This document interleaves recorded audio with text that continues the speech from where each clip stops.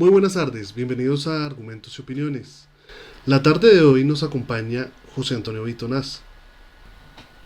Don José Antonio, muy buenas tardes, bienvenido nuevamente, la tercera vez al programa Argumentos y Opiniones. Es un placer tenerlo acá. Arturo, muy buenas tardes para usted, para todos los seguidores de este medio de Argumentos y Opiniones. Muchas gracias por la invitación. De acuerdo, don José Antonio. Don José Antonio, en estos momentos hemos evidenciado las marchas y se sabe que ya llegó la minga indígena a Bogotá. Quería hacerle una pregunta a usted, ya que usted conoce de primera mano eh, todo este movimiento. ¿Nos podría decir qué es la minga y quiénes la conforman? Eh, a ver, la palabra minga es una palabra muy cultural que se utiliza dentro de las comunidades indígenas, que es donde se agrupan varias familias para hacer un trabajo, como se llaman en el campesinado, un convite o un trabajo comunitario. Entonces, que prácticamente hay una comida comunitaria, es que todo lo hacen es como por integración. Esa es la palabra minga dentro de una comunidad normal.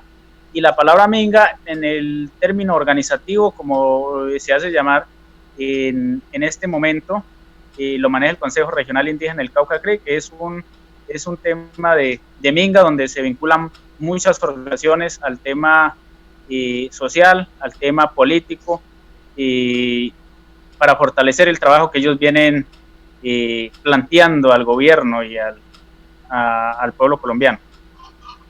De acuerdo. La CRIC pertenece a la minga, ¿verdad? Sí, claro, ellos son los quienes organizan la minga. De acuerdo. ¿Qué es la CRIC? El CRIC quiere decir Consejo Regional Indígena del Cauca. O sea, es una organización que componieron anteriormente, cuando nació, lo componieron 5 cabildos de 2 cabildos prácticamente, y nació en el municipio de Toribío, Cauca.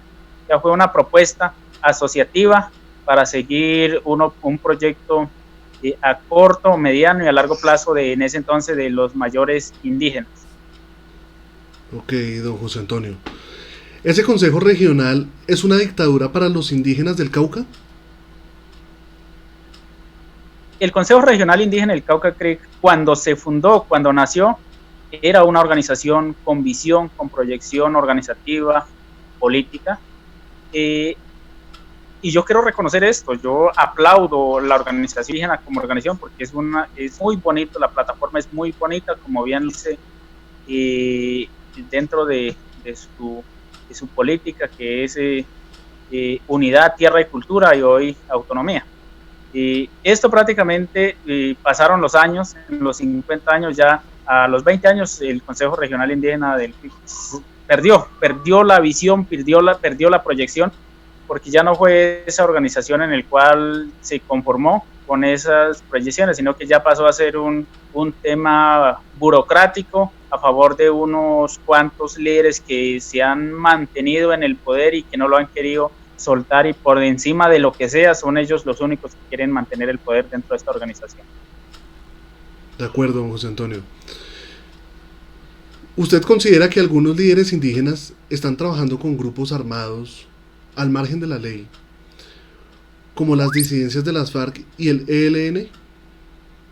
Eh, este es un tema que viene desde la creación del Consejo Regional.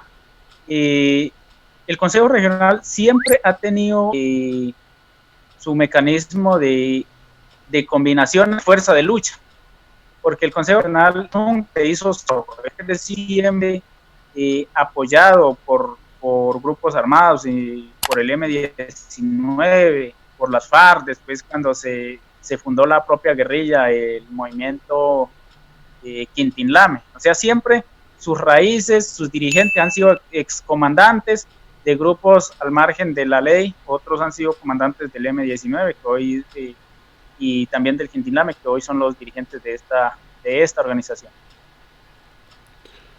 O sea, don José Antonio, que sería correcto decir que la minga indígena es pro FARC. Yo creo que hice un trino, fui la primera persona que como indígena de oposición de las bases, de las comunidades, que no especifiqué sobre qué era la minga. La minga prácticamente, detrás de la minga, detrás de la bandera, del bastón, hay unas políticas oscuras, y siempre esta minga es pro FARC, pro narcotráfico, porque es muy extraño cuando las comunidades trabajadoras están en el terreno. Yo quiero hablar de mi comunidad de Toribío. En Toribío no salieron más de 20 personas, todos estaban trabajando juiciositos. O sea, aquí sale a esta minga, son quienes son empleados del CRIC, y salen es primero, porque es que si no salen, entonces le quitan el trabajo. Si no salen, entonces el segundo año ya no le renuevan contrato. O sea, ahí salen es funcionarios, más de las personas que fueron obligadas a salir de los resguardos. Y entonces salieron con el miedo de que si no salían, entonces tenían que pagar 200,000 pesos. Y si no pagaban esos 200,000 pesos, entonces prácticamente eran castigadas con látigo, con trabajo forzado. Entonces todo este trabajo fue articulado con las FARC. En las partes altas, las FARC sacaba a la comunidad. O sea, si la familia era numerosa, tenía que salir una o dos personas a representar la minga. Pero pues a pesar de eso, la minga fue muy, muy suave. Don José Antonio, el día de hoy vimos por noticias, por redes sociales y por noticias, que el ejército dio un duro golpe en el Cauca, incautando un arsenal de armas de fuego, munición y granadas. Adicionalmente, destruyó 63 laboratorios de procesamiento de droga, coca, amapola y marihuana. Don José Antonio, ¿sería correcto decir que esto es custodiado, elaborado y protegido por algunos indígenas del Cauca? ¿Y qué está pasando detrás de todo esto? A ver, pues yo creo que yo siempre quiero diferenciar sobre el Cauca. Esto es de líderes quienes se han dejado permear por el narcotráfico, por la plata que traen los grandes narcotraficantes, que se han dejado permear por grupos, por comandantes de grupos al margen de la ley. Entonces lo que ha venido sucediendo en el Cauca, primeramente felicitar al ejército, a la policía, a la fiscalía, o sea, por este duro golpe.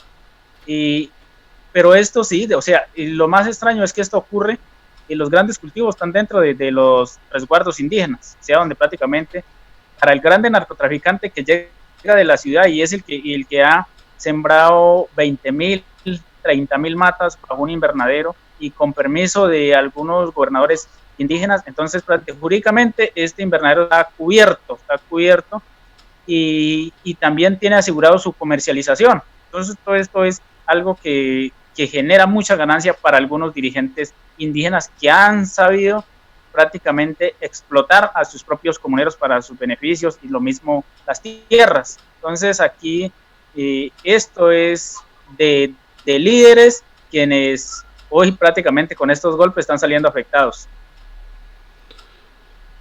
¿Sería correcto, don José Antonio, decir que algunos líderes indígenas o algunos gobernadores indígenas no permiten el acceso a las fuerzas militares por esto? En el departamento del Cauca, como lo decía anteriormente, o sea, es una política que los dirigentes, como decía, ellos ideológicamente están hechos con pensamientos socialistas, comunistas. Entonces, para ellos la fuerza pública es el enemigo, para ellos el ejército es el enemigo. Entonces, esa es la misma política que aplican dentro de la comunidad, o sea, el odio, el rencor hacia la institución, hacia a personas, porque para ellos no pueden existir sino ellos nomás, pero resulta que ven a la guerrilla, lo ven con muy buenos ojos, la guerrilla se puede mover, la guerrilla recluta, la guerrilla hace de todo dentro de estos territorios, pero nunca les dice nada.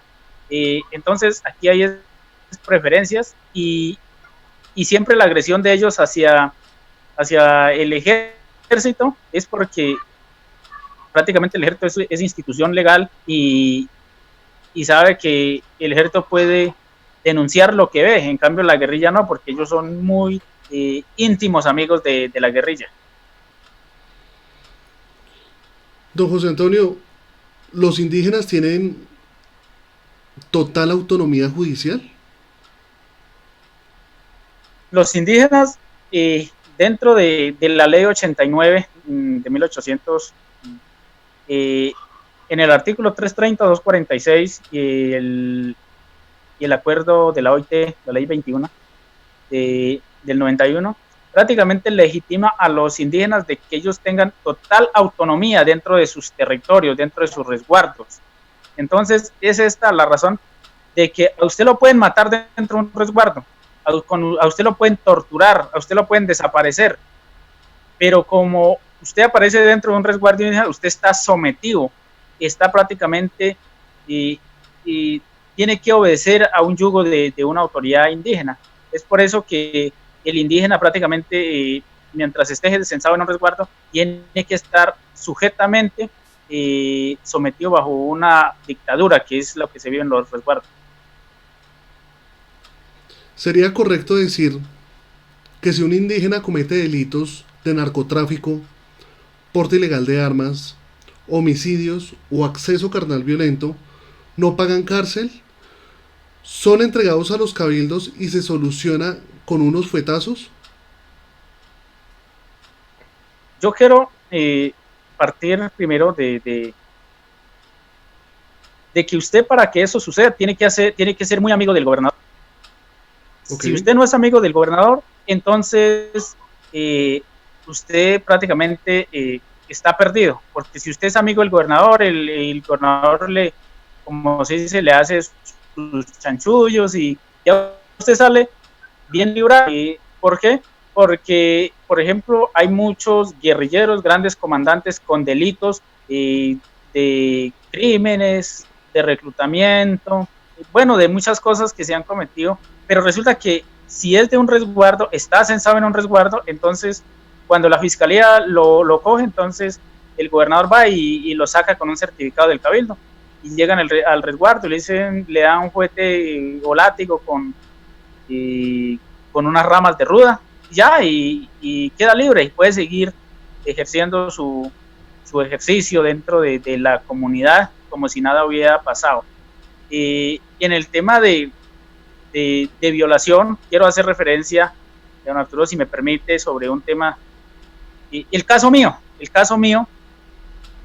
quiero hacer referencia, dejarle claro al país, primero es que dentro de los usos y costumbres dice que una mujer o un hombre dentro de un resguardo indígena a partir de los 14 años ya pasa a ser mayor de edad.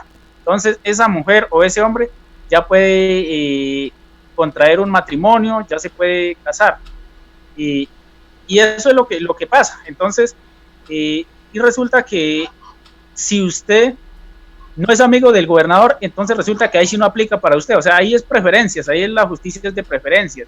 Entonces, si usted no es amigo, entonces resulta que ahí sí dice, no, es que tenía 16, tenía 17 años y esa era una menor de edad. Y eso es lo que me ha pasado a mí. Entonces, mire, como por ejemplo lo que está pasando, algo que lo he vivido yo, que lo estoy sufriendo en carne propia en este momento, es de que yo no he violado las normas indígenas, pero como se trata de que a José Antonio tenemos que capturar, a José Antonio tenemos que asesinarlo, a José Antonio tenemos que cogerlo porque nos está haciendo quedar mal, porque nos está denunciando, entonces resulta que ahí sí dicen, José Antonio se voló, José Antonio es prófugo, José Antonio es un violador, José Antonio es un secuestrador, o sea, todo un montaje se le hace a usted. ¿Por qué? Porque esa es la justicia indígena. La justicia indígena es de preferencia, la justicia indígena es de que, como les decía, de que usted tiene que ir agachado la cabeza, es lo que digan los líderes, lo que ellos quieran hacer con usted, porque en los resguardos indígenas hay violaciones, hay torturas, hay personas que han pagado con sus vidas por cuestionar a los líderes indígenas, por reclamarle, gobernador, eso está mal hecho, gobernador, ¿qué pasó con la plata del gobierno? Gobernador, se está haciendo mal esto. Tiene que pagar con su vida, es desterrado o es judicializado o se le hace un montaje. Interesante, don José Antonio. Muchas gracias por hacer esa denuncia. Don José Antonio, tocando el tema un poco económico, sabemos que el gobierno nacional otorga a la Minga o ha otorgado a la Minga aproximadamente 1 billón de pesos. ¿No se han administrado correctamente? ¿Cuál es su punto de vista frente a ello? A ver, yo no lo tomo como un punto de vista, yo lo tomo como algo real que lo viví. Anteriormente los recursos llegaban a través de las alcaldías. Las alcaldías eran las que prácticamente el cabildo ejecutaba los recursos a través de la alcaldía. No, ahora los recursos entran directamente al Consejo Regional Indígena del Cauca-CREC y del CREC se distribuyen a los cabildos. Si en el año anterior, desde el 2017, bajo el decreto 1811, el gobierno de Juan Manuel Santos le entregó 50 mil millones de pesos al Consejo Regional Indígena, que nunca se vieron reflejados en inversión social.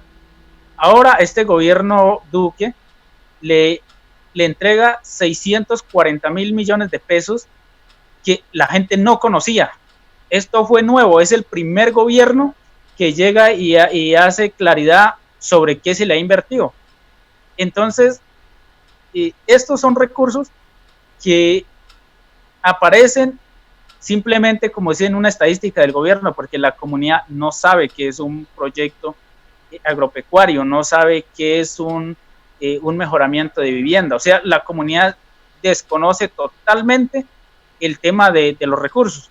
Pero uno se pregunta, don Arturo, uno dice, bueno, pero es que los líderes es mucho, son muy malos administradores o es que son demasiado ladrones, pero estos recursos no llegan a la comunidad, estos recursos llegan simplemente a manos de quienes administran, quienes dirigen las organizaciones como el Consejo Regional Indígena del Cauca-CREC, como la Asociación de Cabildos del Norte del Cauca, ASIN.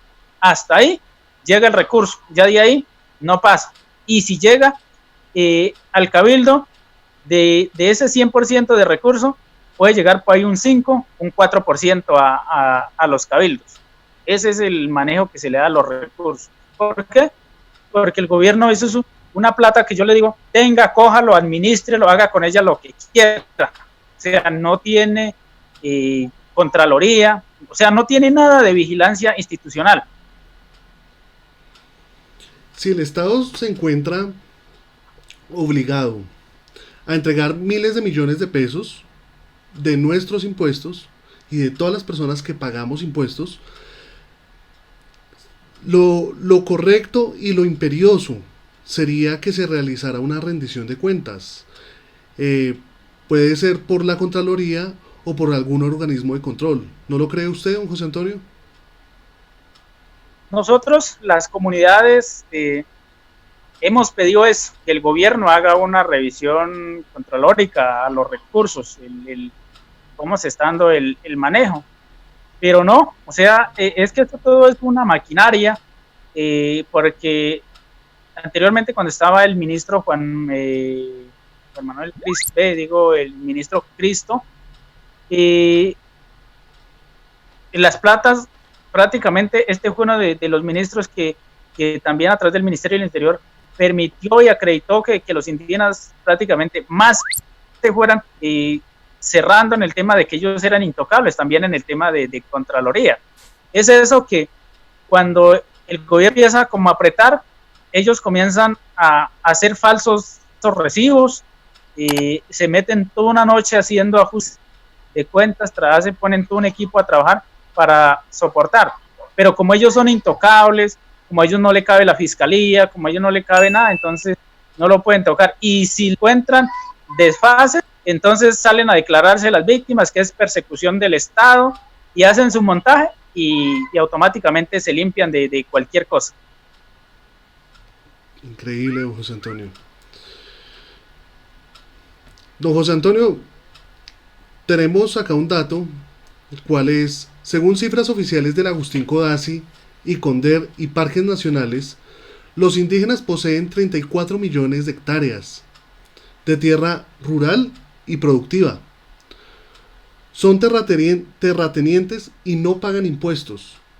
¿Cuál es su opinión frente a ello, don José Antonio? El departamento del Cauca, si no estoy mal, somos 150.000 indígenas en diversas etnias. Y de esos 150.000, las tierras, me parece que son 800, como casi 900.000 hectáreas que tenemos, se tienen como comunidades indígenas en el Cauca. Primero es que el indígena no es visionario, el indígena no es proyecto, el indígena es muy conformista. O sea, el indígena es de que y eso ha sido lo que desde nacimiento a los líderes indígenas le han enseñado a los jóvenes, entonces los jóvenes de que tiene que pelear es para que le impongan o para que se aplique el socialismo, el comunismo. Entonces el indígena primero, no tiene una hora de trabajar, entra a las 8 y sale a las 3 de la tarde, o sea, nunca le rinde el trabajo. Y eso hace de que él mismo se mantenga ocupado, perdiendo su tiempo. Algunos de estos indígenas mantienen en la guardia indígena y sus tierras las tienen abandonadas. Hay fincas muy grandes que prácticamente se han ido enrastrojando y automáticamente los han ido dejando que para reserva, que porque el agua, que porque tal cosa. No, o sea, es la pereza de trabajar que los vayan y siguen pidiendo tierra. El gobierno, me parece que fue en el 2019 entregó más de 6.000 hectáreas de tierra, pero resulta que estas tierras, los líderes son unos líderes de doble moral, porque dicen no queremos la multinacional, no queremos a los ricos, pero resulta que reciben estas tierras que el gobierno les ha entregado en la parte plana muy productivas y después terminan arrendándolas todas a los ingenios para que siembren caña y simplemente un 3%, la tercera parte lo dejan para ganadería y después los mismos mayordomos venden el ganado de la comunidad, la plata que le pagan los ingenieros, nunca aparecen, o sea, a toda hora ni las tierras están trabajadas, ni la plata aparece sí, pero en manos de unos dirigentes. Entonces, por eso ni el mismo comunero sabe dónde hay tierras que el gobierno le asignó, o sea, simplemente quien los recibieron sabe, pero el 85% de los, como decía, de los indígenas no visionan. Para ellos, el mundo existe, el mundo los lleva, el mundo los trae. Gracias por esa denuncia, don José Antonio. Don José Antonio, ¿nos podría relatar qué fue lo que ocurrió en estos días con el noticiero de Noticias 1? Gracias, don Arturo, por darme este espacio y aclararle a todo. A ver, ese es un caso, como les decía, del 2019, que prácticamente los líderes han sacado un documento de persecución, de desprestigio hacia mí. Primero, porque todo lo que ellos me acusan es mentira. Segundo, es que yo siempre le he dicho, yo nunca estuve en una silla de rueda. Nunca, como bien dicen que yo me salí huyendo de un lugar donde ellos me estaban haciendo un ritual, que me demuestren que eso, yo nunca estuve en una silla de ruedas. Segundo, es de que no hay un documento científicamente probatorio que diga, que me comprometa a mí, en el cual ellos me acusan que soy un violador de menor de edad. O sea, no hay nada que me comprometa, sino que simplemente esto lo que hace es un argumento de ellos y no soy el único. Son muchos líderes que se han opuesto a las políticas de ellos, que ellos son acostumbrados a hacerle este montaje. Entonces, veníamos dándonos muy duro a través de las redes sociales, yo he venido haciendo denuncias muy graves. Entonces, Noticias 1, en cabeza de la directora Cecilia Orozco, hacen un recuento, yo soy cooptado por el gobierno, cooptado por el uribismo, no, ya, yo digo que es, yo he hablado como José Antonio Victonás, he hablado con conocimiento propio, he denunciado lo que sé de los líderes, entonces ellos se sienten acosados en este momento y entonces lo único, como se dice, son patadas de ahogado que están dando en este momento. Pero sí hay algo que yo sí quiero decirle al país, a la vez yo le agradezco a todos estos que me han acusado, porque gracias a esas mentiras me han hecho grande, gracias a esas mentiras hoy los medios hoy han querido conocer la historia de José Antonio, han querido conocer el liderazgo de José Antonio, y esos memes que me han tirado, todas esas palabras ofensivas, antes me han hecho grande. Entonces yo no lo tomo a mal, yo lo tomo a bien, pero claro que sí corre mucho riesgo mi vida, porque eso es lo que ha venido haciendo que asesinen a mi familia, y que uno ya sabe que esto es un vínculo entre los dirigentes indígenas y las FARC, pero como ellos son intocables, entonces ellos pueden matar y ellos sí pueden hacer todas las injusticias que hayan, pero ellos nadie los toca. En cambio a José Antonio sí lo persiguen, pero pues no me van a callar. Quiero decirle a los dirigentes indígenas de que no van a hacer lo que han hecho en contra mía, porque estoy convencido de que lo que estoy diciendo es verdad y sé que es verdad y que no me voy a callar, y que porque si me matan y si hablo me matan, entonces y despertando conciencias a mi comunidad, porque yo sé que mi comunidad se ha sentido muy representada en lo que yo he venido denunciando, y es un compromiso con mi comunidad, con el pueblo colombiano, y que quiere conocer la verdad de lo que sucede verdaderamente en los territorios indígenas. De acuerdo, don José Antonio. Don José Antonio, ¿algo más que le gustaría agregar a la entrevista? No, don Arturo, yo creo que todo está dicho.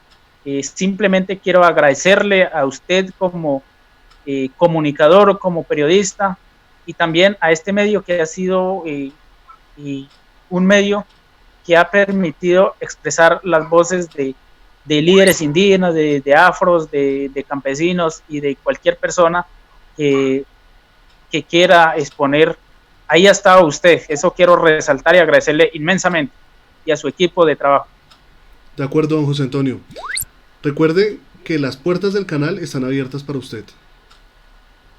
Muchas gracias. Don José Antonio, muchas gracias por su tiempo y por habernos dado la entrevista. Gracias a usted. Igualmente, muchas gracias a ustedes por habernos acompañado en la tarde de hoy en Argumentos y Opiniones, ya que su opinión es valiosa para nosotros. No olvide suscribirse a nuestras redes sociales en Twitter, Facebook e Instagram, y suscríbase al canal de YouTube. Muchas gracias y nos vemos en un próximo capítulo.